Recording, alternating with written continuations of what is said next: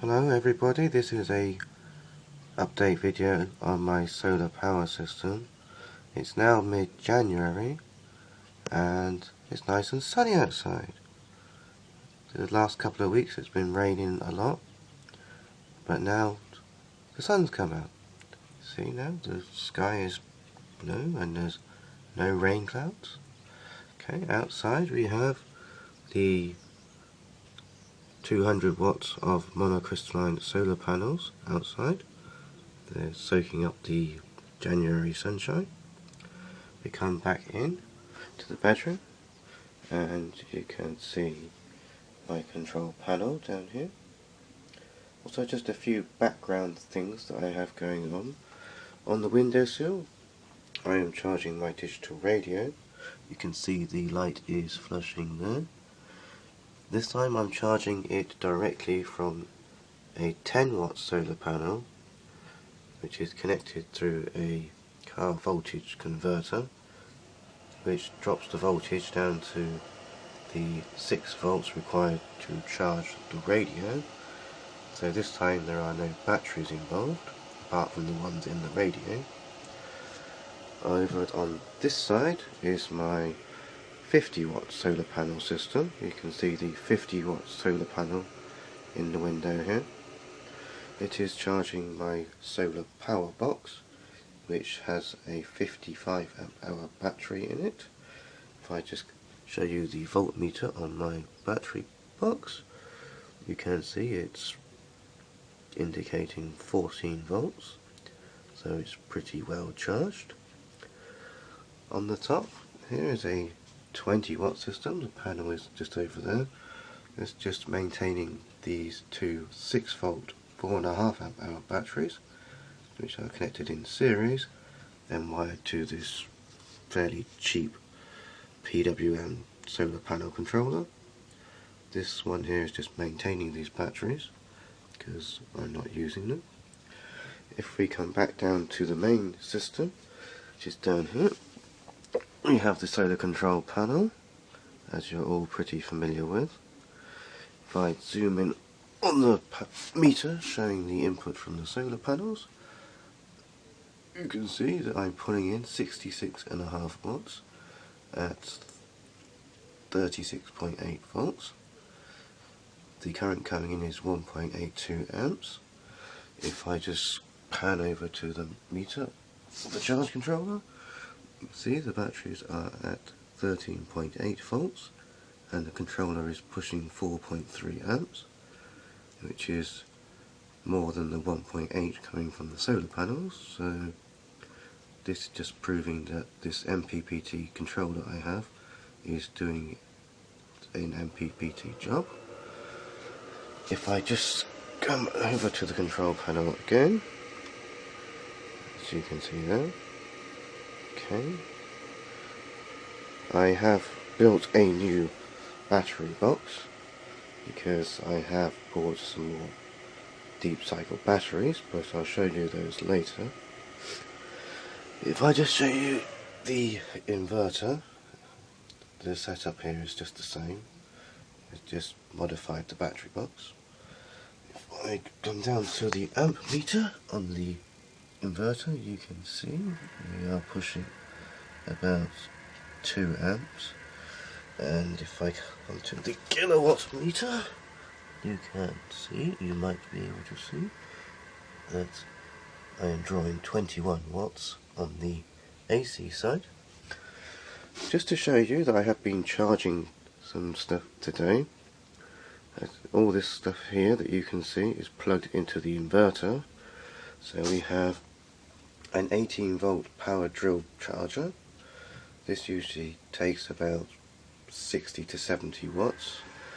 Then we have a whole collection of plug-in battery chargers. These ones all have AA batteries in. There's also a rechargeable battery pack for a metal detector, so that's being charged as well, and everything is just going just fine. If I go back to the controller again and onto the meter, you can see that we have peaked at 1.84 amps from the solar panels, The peak power was 70.8 watts. So far we have generated just over 4 amp hours, which is also 100 and... just wait for it to come back round. So it's 137.9 watt hours, and the power is 67.7 watts. We have still got some hours of sunshine to go, so that should increase. Okay, I am just going to turn the camera off in a moment, and I will remove the lid from the battery box to show you my new batteries. So I'll be back in a couple of minutes to show you them. Okay, here we are back again. This is my new battery box. As you can see, I have made it bigger. Again, it's made from pieces of wood from old furniture. Okay. Over the new year, I invested in 2 new batteries. If you just come over here. Okay. These are 12 volt 100 amp hour deep cycle batteries. I started with the first one, which is the one nearest to the camera. This is the battery that I had before. This one is approximately 1 year old. So I bought 2 more batteries. I actually intended to buy just the 1 battery, but found that they were cheaper if I bought a pair. So I now have 3 12 volt 100 amp hour deep cycle batteries. As you can see here, they are all wired in parallel, which means I still have 12 volts, but I now have a capacity of 300 amp hours. This should mean that I can run the inverter a lot more without worrying about discharging the batteries.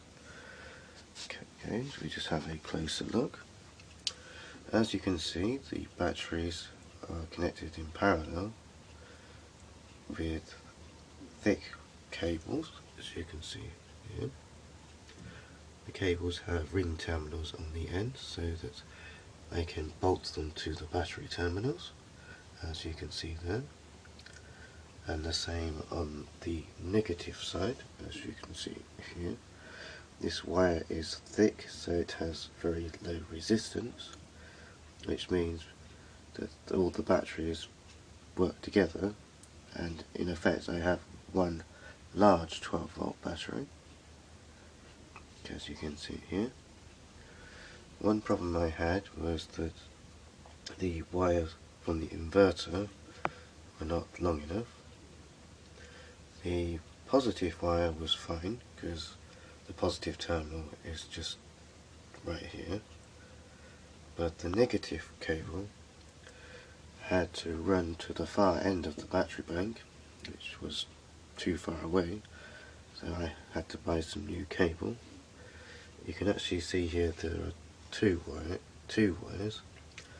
Each wire was rated to carry 30 amps, which was the maximum draw of the inverter, but I thought the cable looked a little bit thin, so I doubled it up, so it has now got a rating of 60 amps, which should be more than adequate for my inverter, as at maximum output it only draws 30 amperes. When you connect batteries in parallel, to ensure an even charge and discharge on your battery bank, the cables from your charge controller need to be connected to the opposite corners of the battery bank. As you can see, the positive wire is on this corner, but instead of connecting the negative to this terminal, it is connected to the one on the far side. This is the thick wire branching off to the left in this picture.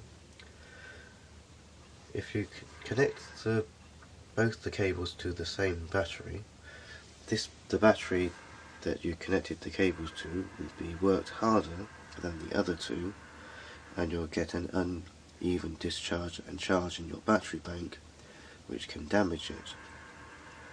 so that's something to bear in mind. As you can see from the positive terminal, we have the wire to the inverter and the wire to the solar control panel. This is the 10 amp fuse, which you will have seen before. I'm considering to replace this fuse with a circuit breaker, because it means if it trips for any reason, it is easier just to reset a circuit breaker than to change a fuse. I am also considering to connect a circuit breaker in this positive cable to the power inverter, so that if there is any problem in the wiring, I will have a fire. At the moment, the only fuse is the one that is actually in the inverter, which you can see out here. It is in the item you can see here. It has a 35 amp fuse, but I am thinking about putting a 30 amp circuit breaker in the lead from the battery, which will also allow me to isolate the inverter from the battery.